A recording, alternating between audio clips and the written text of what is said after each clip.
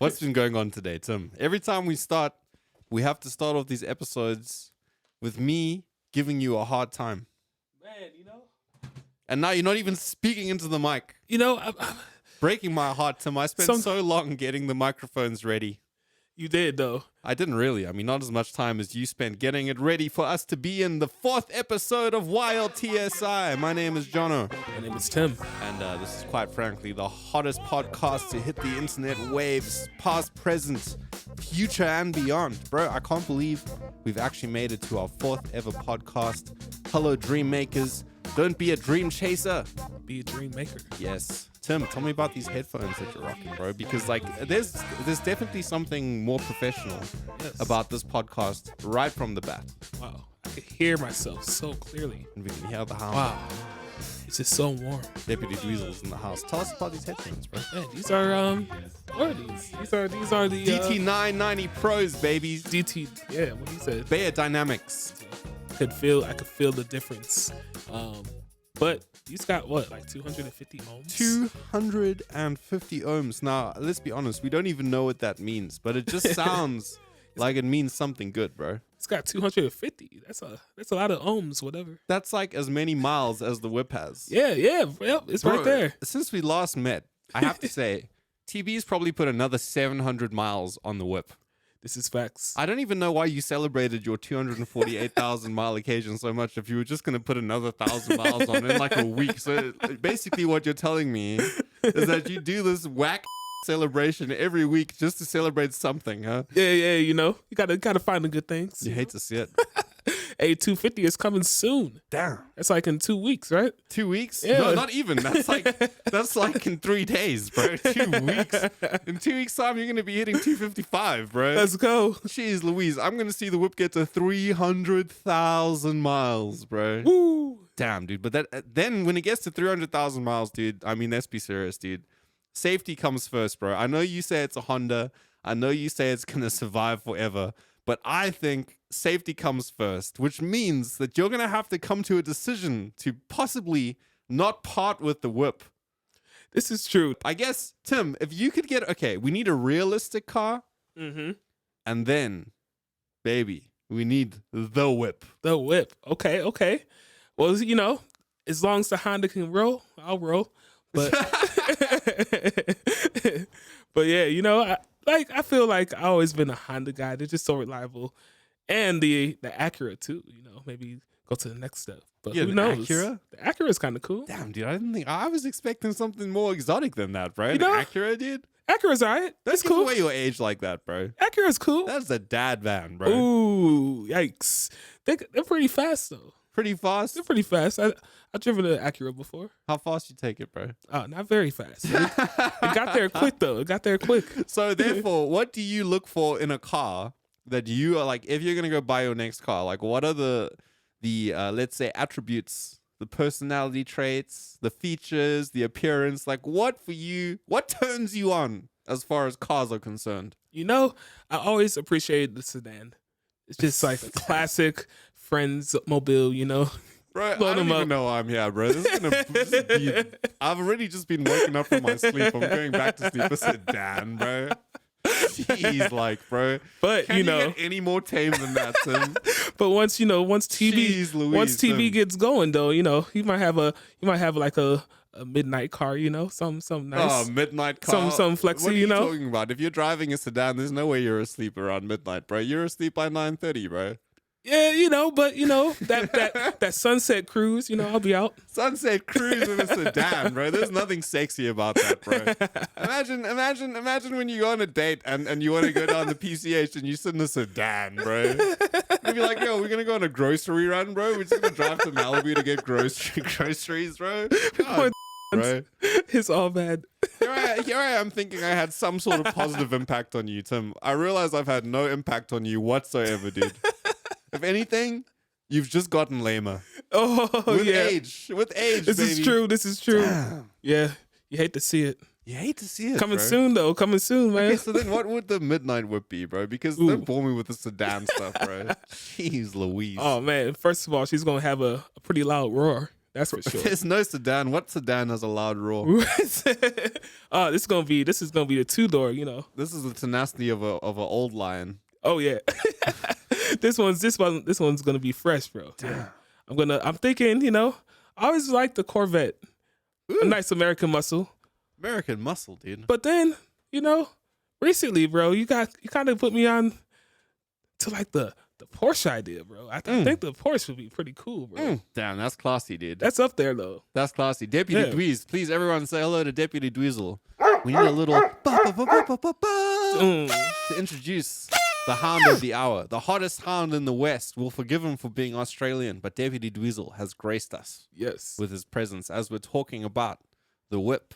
The Corvette, baby. What color would the Corvette be, TV? Ooh, Corvette. Nice black. Yeah. Black Panther 3.0. Black Panther 2.0. 2.0. Tell me about the IT, bro. Tell me about the IT, bro. The IT. What's IT? The interior. Oh. Old ass. See, yeah, you know, you just say the sedan driving. You sedan drivers don't worry about the IT, bro. You don't worry. You know, sometimes the seat belts just have a little red lining on them. You know, someone like me, I appreciate that. Not TV, bro. TV's just happy that there's seats in the car, bro. It's like, he's like, as long as there's something for me to sit on, bro. That's all you need. You hate to see it. Oh man, interior though. I'm not much of a leather guy.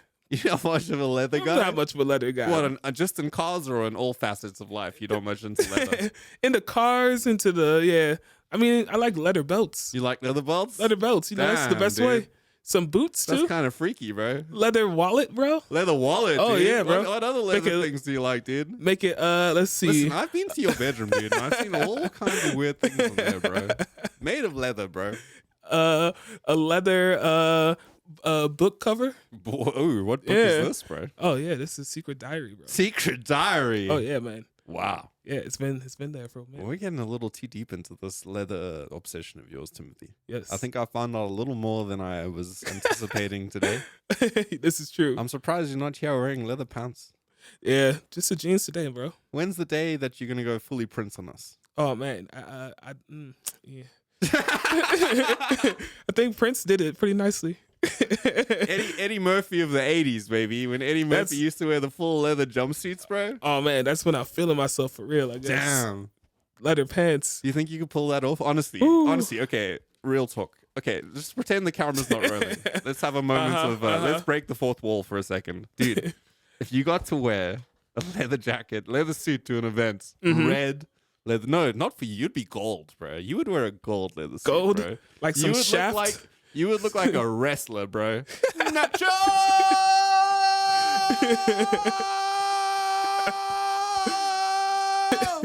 Royalty Blackman.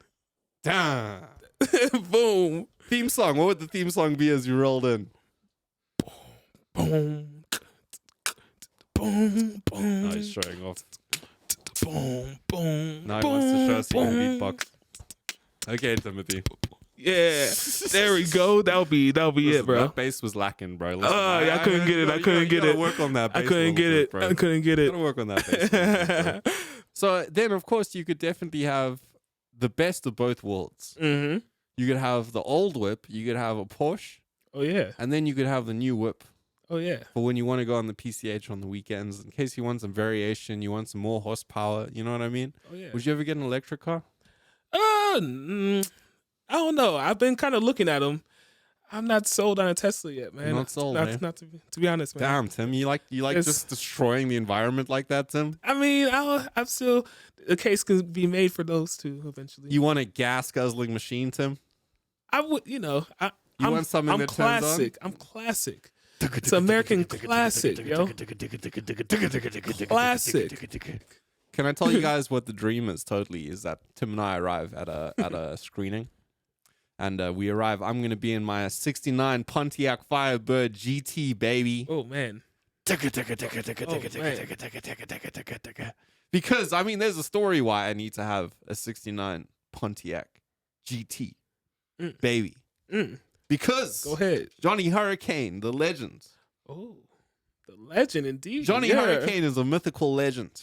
Wow. That some of you know about. If you guys who come from the sock gang, you know about Johnny Hurricane. But Johnny Hurricane at one time had a 69 Pontiac Firebird. So therefore, I need to continue the legacy of my father in America, and I too need to arrive at a function in a 69 Firebird. And that'll be one of the greatest days of my life. Ooh, man. But it'll be a very obnoxious day, I have to say. Like, just thinking about it, like pulling up in such a loud car, bro. Every time you turn that thing on, the whole neighborhood shakes, bro. That's why you got to have it in the East. I feel like it's acceptable in the East. The people on the West side, they look at you with their eyes. But I'm like, what are you talking about? You guys wouldn't believe in Los Angeles how people in Teslas drive on the highways, and they literally are asleep. Literally.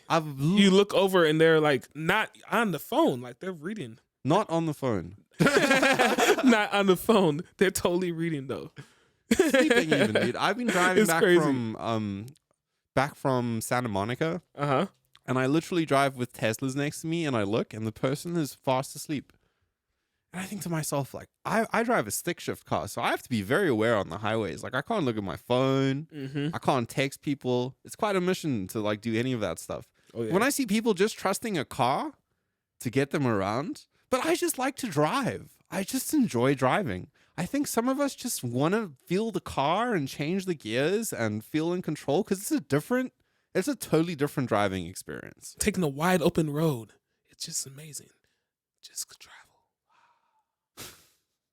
Do you ever drive down to like those canyon roads as you drive towards Malibu? I have a crazy story. I love it. Yes. My friend Mike was in town. He's a Pommy guy. He's an English man. And he was in town, and we decided to take a drive over to Malibu just to check it out.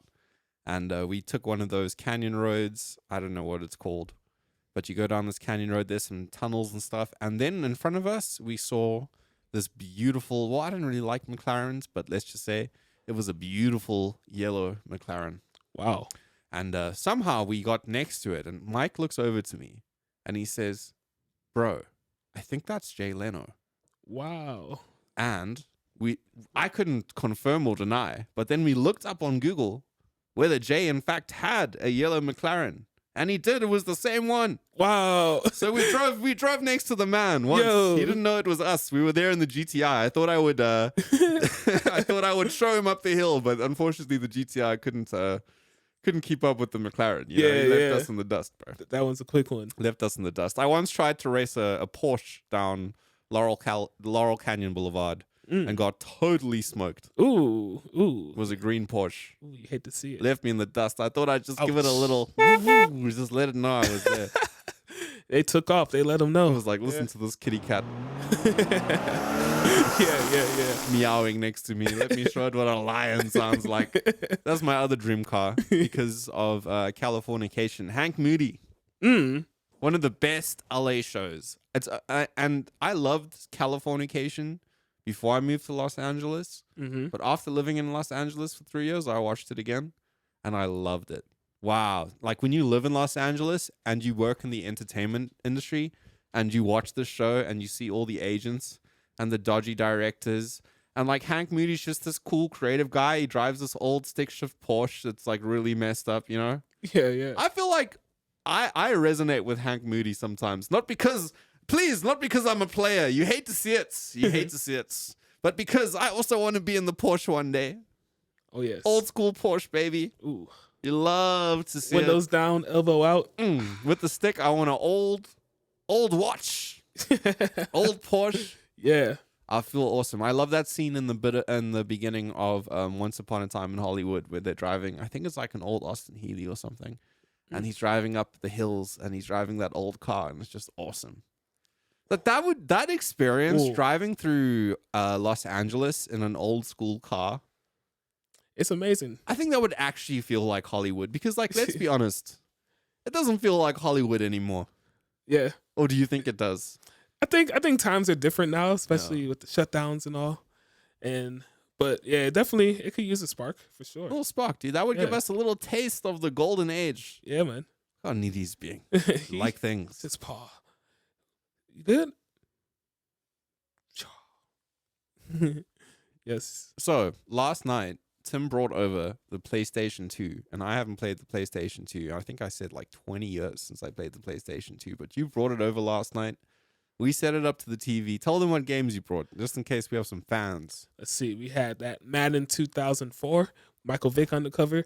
We had NBA 2003. We had Tony Hawk Pro Skater 2. Ooh, that was one, dude. And 3. Yeah. Damn. Yeah, man. We whipped them out too last night, got 'em dude. out, man. I had to get out Tony Hawk Pro Skater 3 because that was one of the games I actually played very much as a kid. When I was like 8 years old. I couldn't believe that you had that game. Oh, yeah. Mint condition as much as it could be. Uh-huh. And then you tried to show me what was going on, but tell them what happened to him. Oh, yeah. You know, he was definitely pretty terrible Tell them what happened to him. at first. Yeah, you know, he kind of did the old pool shark move where he feigned like he was inexperienced. Oh, what's this button do? Where's the square button? And then he pulled out the What do you tricks mean? at the last minute. Because I saw you cheating. All you I were was doing so was close. grinding and jumping and grinding, and then you taught me how to win the game. That game is like... I let's be gave too honest. much away. He did, yeah. Those point systems don't make sense in that game. Like, it's way too easy to get 1,000 points just grinding when you have to do like a double kickflip and it gives you like 150 points. Like, come on, bro. Oh, Don't what was be that nice to one? you, The bro. snowboarding game. Yeah, then there was SXX SSX, trick, dude. Because yeah. I thought I'd give you a chance at something else, bro. Did you? Oh, but you know, I did get you into one. No, you didn't. The racing game, you couldn't even Oh, play. dude, there was that one that was just too crazy, bro. Like, I Couldn't didn't even know even what play. that game was, bro. He was like, That bumping. felt like, you know, I can't say this from experience, but that felt like the worst trip of all time. Watching that game Yes. and that screen going so fast. I don't even know how you like control. If you just touch that flying ship, it just goes so crazy, bro. Yes. And then there yes. was a section where there was a ramp, and I just couldn't do it. Yep. Hey, you're just supposed to go shoot, shoot, shoot. I couldn't do it, bro. We 10th gave up place. on that. But then there's one that I'm extra prideful about. I mean, you shouldn't be too prideful. No, though. because I want you to tell your friends that are watching. I know it's not the NFL league, but this is the NBA league. Yeah. Just so they know what I'm playing with here, bro. Because I don't even know how basketball works, but tell them what happened to them. Speaking of playing with, you had the number 1 team. No, whoa, Tim. Well, come on, bro. That was you. How long have you been playing NBA on PlayStation for? I mean, you know, How many years? Just tell me a ballpark. The years. yeah, it's probably give or take plus 15. Okay, I'll tell you how many years it was. How old is that game? What year is that? 2003. So since 2003, you've been playing NBA. That was the first time I ever played NBA in my life. So I should have had the advantage of being able to play with the best team. And I don't even know how basketball works. Mm-hmm. Tell them what happened. Well, yeah. I mean, it wasn't like it was terrible. I was right there. But yeah, he got me in that one too. NBA, we're rocking with, who was it? The Lakers? Lakers and the Cleveland. Yeah, Cleveland before LeBron. Wow, dude. Yeah, DeJuan Wagner, Lamad Murray. Man. How'd that go for you, dude? Tell me about your team's performance, bro. Yeah, we had nobody to stop Shaq. Shaq was doing all was kinds crazy. of damage on you guys, bro. Shaq was just coming in, slamming on us every time. Damn, dude. Kobe Shaq Bryant. was pushing you guys. Get off the bus, bro. Yeah, it was all bad. I got to get a rematch though, because I'll tell you what, dude. This Yeah. time I'll play with the second best team. second best. All right. You can come up from the 25th best team to the 24th best team, bro. Now I'm coming up to my. Okay, you can play top 15 team, bro. Okay, I got my. Top 15 I got my team, bro. teams. I got my teams. And then we got to get a FIFA game on that PlayStation 1. We got to get SmackDown versus Raw. I would love Now to that just play one- some old PlayStation 2 games again. There was something so awesome. I think especially the music. Mm-hmm. The music in those old video games of the early 2000s is so awesome, bro. Yes. It's actually like it was very selective, like how they got the soundtrack. So like to be able to make it into a game, it was a big thing. Yeah. And like each track is like it serves a purpose for like the intensity of the game or whatever. Like even in basketball, like they would have these certain songs that would just drop at the perfect moments. And then like all of it. What was the one? Tony Hawk. The Tony Hawk one was awesome. Yeah. They had that awesome song with the scratch in the beginning where you start. I remember that opening room. Bro, I used to play that game and you could customize your character so cool. Mm-hmm. Wow. Mm-hmm.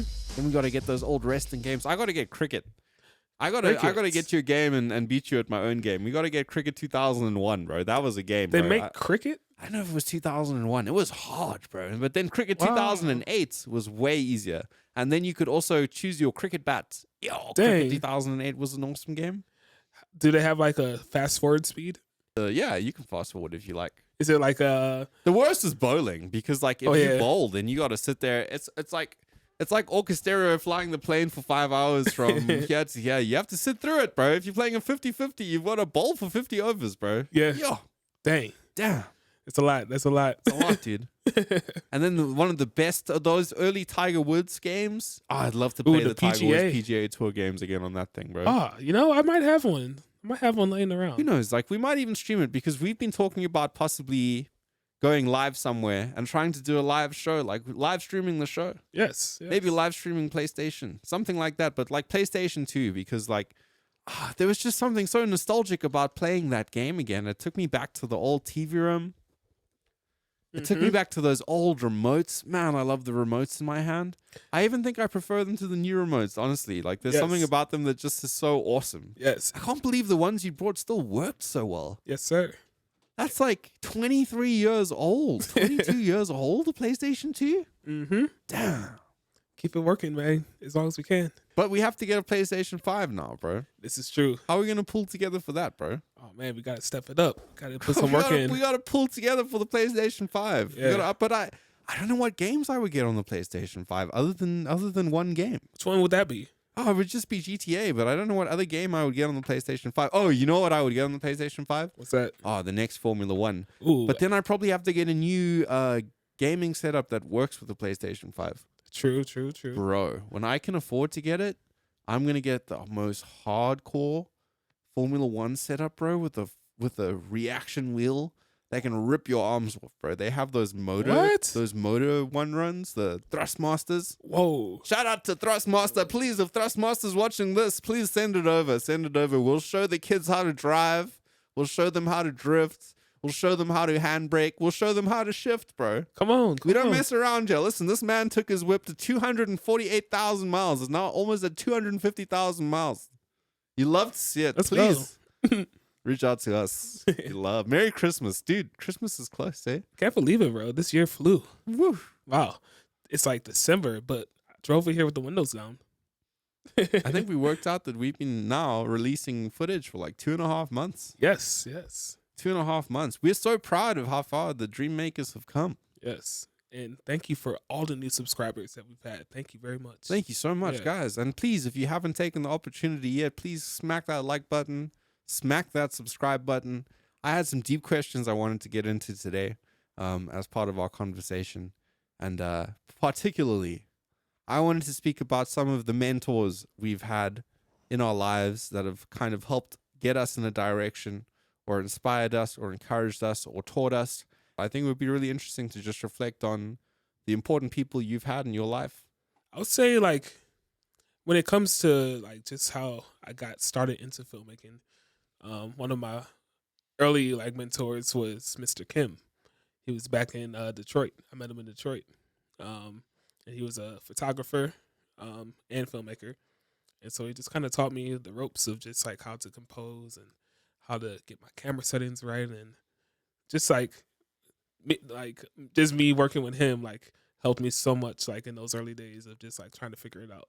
So what exactly did he teach you, and how did you guys end up working together? Like what was the process of you working with Mr. Kim? Like how did you even end up working with Mr. Kim? Oh man, it's just all organic, bro. All organic? All organic.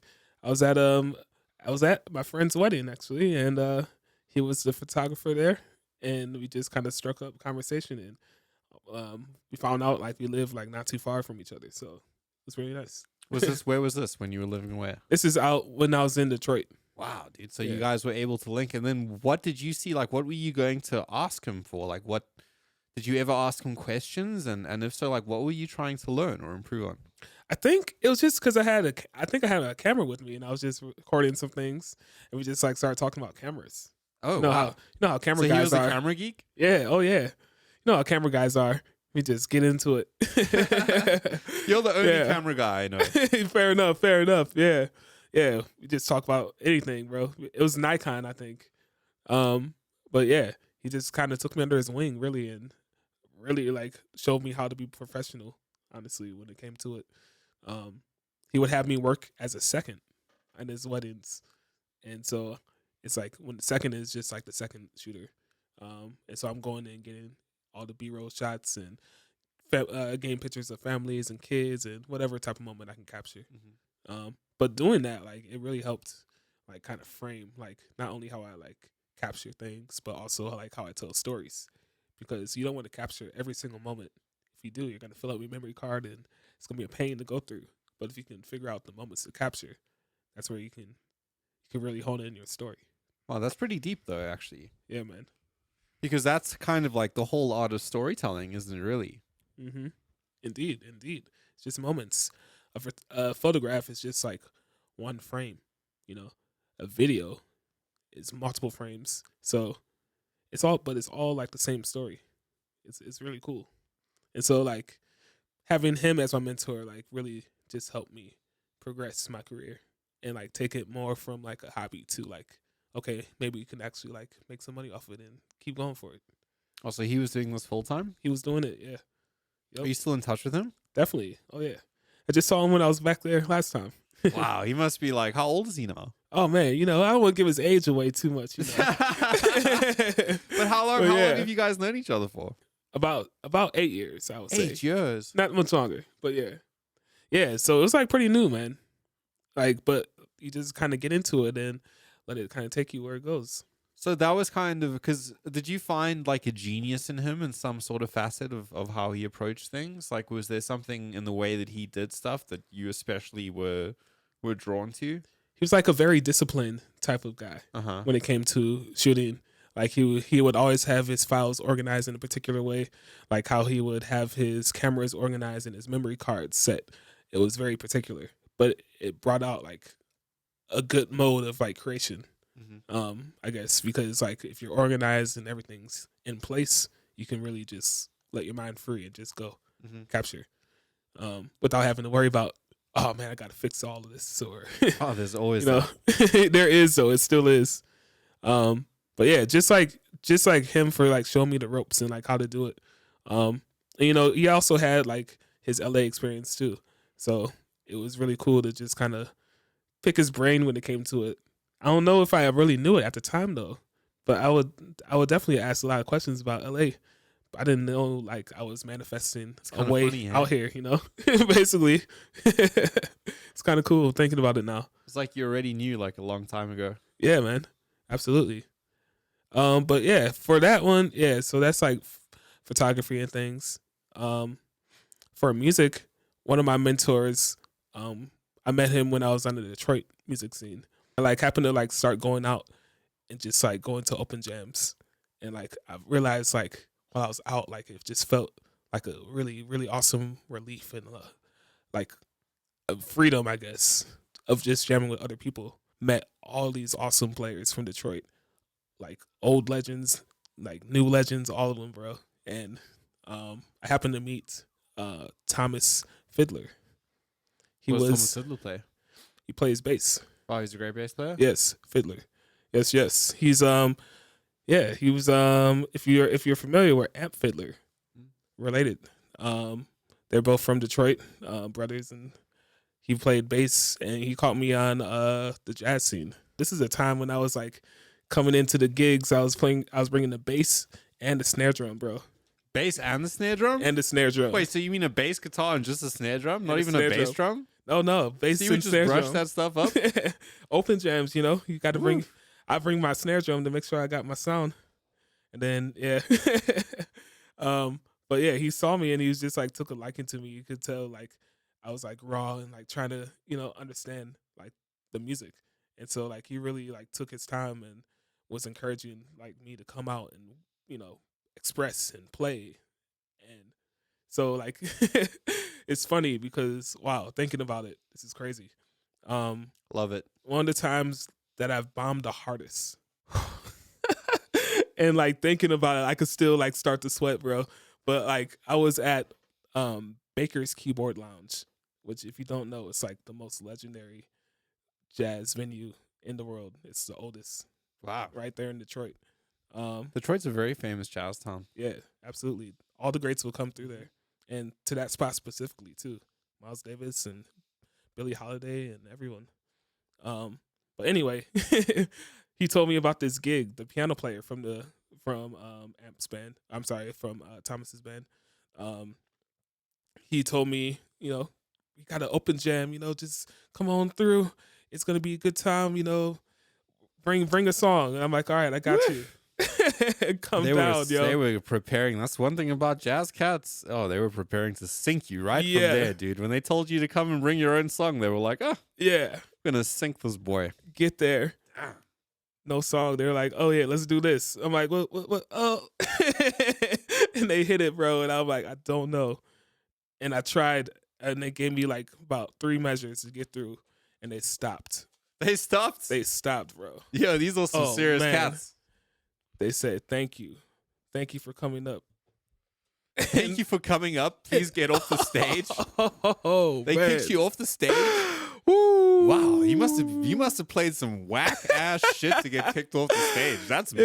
It was rough, Will. It was rough. I didn't realize Detroit was so mean like that. It can, it can be, but it's a good thing though, because it made me go back to the books and really study the thing and get to it, Jazz Cats, bro. Jazz Cats, man. They get going up there on stage, bro. Struggling musicians, dude. They got to get some power out, dude. They got to feel the power, dude. They got to show the intimidation.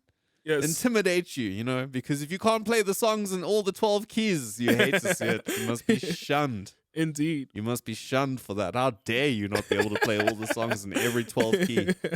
You hate to see it. Oh, man. I was around a lot of jazz cats in my time. Mm-hmm. I thought I was going to be a jazz cat. Oh, yeah. But I was led astray from the jazz cats. It was not the way. There's something about jazz musicians. I hate to throw shots at my brethrens, but there's a very pretentious vibe about, like, when you're at college. I'm very blessed to have been able to go study music and study jazz, quote unquote, Mm-hmm. Bam. Study BAM, baby. The Black BAM, American yeah. music, baby. Mm-hmm. And it was just a very toxic, competitive world to be in. Yeah. Because music isn't about that. It's such like when you have guys that are very technically good at music, and I understand to an extent because it takes a lot of time and knowledge, and your ear needs to be at a certain place to be able to like speak the language. But that I don't think that bases you as a musician compared to somebody else. And to like have these jams where people go out for blood, because they exist. Like, I know about them because I've also bombed in jams before, and honestly never gone back to jams sometimes just because of like the bomb and how like crazy it was, because those dudes are out for blood. Like, they want to see you crumble, and it's like a blood sport sometimes. But I think when you leave that space and you just suddenly play with people, it doesn't matter how good people are. When you play music with them, I think you can have the same type of awesome experience playing with people of like varying levels of musical goodness. But it's more about connecting with somebody that you're playing with. Mm-hmm. Because music then is not so much about how many impressive things you can do, but rather like the conversation you can have with somebody. Absolutely. And sometimes you can have an intellectual conversation with somebody, and sometimes you can have a stupid conversation with somebody, and sometimes you can have a funny conversation with somebody. And also to put that pressure on people to like make them feel so scared if they make mistakes and stuff. That's no way to actually learn jazz. The best way to learn this type of improvised music is to play with people that are not going to put you in a judgmental space or take their phones out and record you. And allow you not to be able to express yourself and explore and make mistakes. That was one of my biggest griefs with jazz and music school, is that I didn't feel like it was an environment where you could make a mistake or stretch out and, not be afraid that somebody would capture you on a phone, or that, there's other people that can do stuff. Like, of course there's other people that can say words I can't say, but like, how do I learn how to say it without really bombing hard? Absolutely. But then bombing hard in an environment that allows me to bomb without me feeling like an idiot for bombing. Because I'm not an idiot for bombing. Like, I'm brave for trying. Like, the fact that you even got up on that stage with those people to play songs that you didn't know, we spend so much time talking about music and like harmony. Like, this stuff is hard. Yeah, man. It takes years to be able to learn this stuff. But to make someone feel bad because they're just starting and they don't know how to do it, it's not the right way. It's not the right way. It put me off jazz. Yeah. It took some time. My ego was definitely hurt a little bit. I'm not going to lie. But yeah, you come back to it with a better mindset, I guess. And it's just like, and also taught me a lesson in knowing the venue. Because I think if I was more aware of like what the place was, maybe I would have respected the stage a little bit more and come, to listen maybe or something like that. Maybe not be so eager to go. Ah, see, that's also where you messed up. Huh? It wasn't just a jam anywhere, huh? That's right. Yeah, it was that was a hallowed hall. But he asked me though. Yeah, I'm like, okay, you, bro. yeah, I messed That's up on you, there. bro. I messed up. Yeah, That's on you, bro. lessons learned though. Lessons learned. You don't walk into their house and underperform, dude. You hate to see it, dude. Yeah. At least mine was just in practice rooms, In the early days, I would say like some of my mentors were more like leaders in the church. Like the pastor would definitely like kind of make it his responsibility to kind of show you, and lead you in a good way. They're just really, really supportive of just me being a musician in the church. Like my mom was, she was mom to like 4 boys. And so like, 4 boys, that's a lot. that's a lot of needs. And like I was the oldest. And so like a lot of times, you got to give to like the babies, the babies got to come up before your needs. And so like she knew that like drumming and like music and stuff was something that I always was into. And so she like made a way, like, I don't know, like at the church, they're just so supportive and we were constantly at the church. So like they invested and like helped me like learn music really. Bought the first drum set for the church there. One of the first ones. Bought a brand new one, I should say. Brand new drum set. And that's how I kind of learned there. He was the one that I was saying in the first episode. He would play bass in the pulpit, rocking it. And so, yeah, he would just kind of show me like just like how to be a decent like black man, like, and I think that's more than anything. That's what I needed. Like maybe it's not like my career mentorship or something, but just like how to like survive out here and like carry yourself in a way that like is respectable. I think that was like the biggest lesson from him. That's deep, bro. That's beautiful, dude. Thank you for sharing that. Of course, so. YLTS. 1, 2, 3, Damn, dude, I saw the funniest Will Ferrell video. Will Ferrell. Yeah, dude, and like it's for the Anchorman, and he sticks his leg out, and he's like, "Feel this, and tell me it doesn't feel like a." Yeah. And he had the entire place rolling. Yes, I remember that. He talks about the people of Pompeii a little bit. I can't get too deep into that, dude, but let's just say some people got sprayed, bro. Oh man, what was that other movie? Semi-Pro. You ever seen Semi-Pro? I've never seen Semi-Pro. Oh man, that's the Flint Tropics basketball team. Semi-Pro, and he was the owner, star player, coach, like all of it. Can you imagine if that dude was the owner of your team? He had them dancing. He had the entire team out there for the halftime show.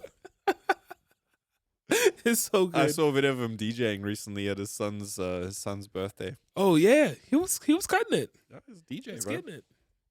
Professional DJ, bro. Don't mess with that man, bro. Wow, out here. Making all kinds of money. Shaq probably makes 7 figures a year DJing, bro. Talk about multiple income streams, bro. Real talk. DJ Diesel, dude. Yo, what's it? Shacktober? Shaq. Like something, yeah. Shackoween. Listen, dude. The way I dunked on you yesterday, dude, I disrespected you, bro. Oh, you hate to I see it. disrespected you, bro. Big Z couldn't We say handle. in South Africa, the hand of God. Ooh, We yeah. say in South Africa, get off the bus. Get off the bus. We say in South Africa, no more room. No more. It was bad. He was too big, yo. If you were Oliver Twist and you came and asked me for more, I'd smack that plate out of your hand, boy. Ask me for more. Please. That plate out of my face, bro. Oh man. That cutlery would be far away from you, Tim. You know what? You got too much pride in that game. Bro. You know.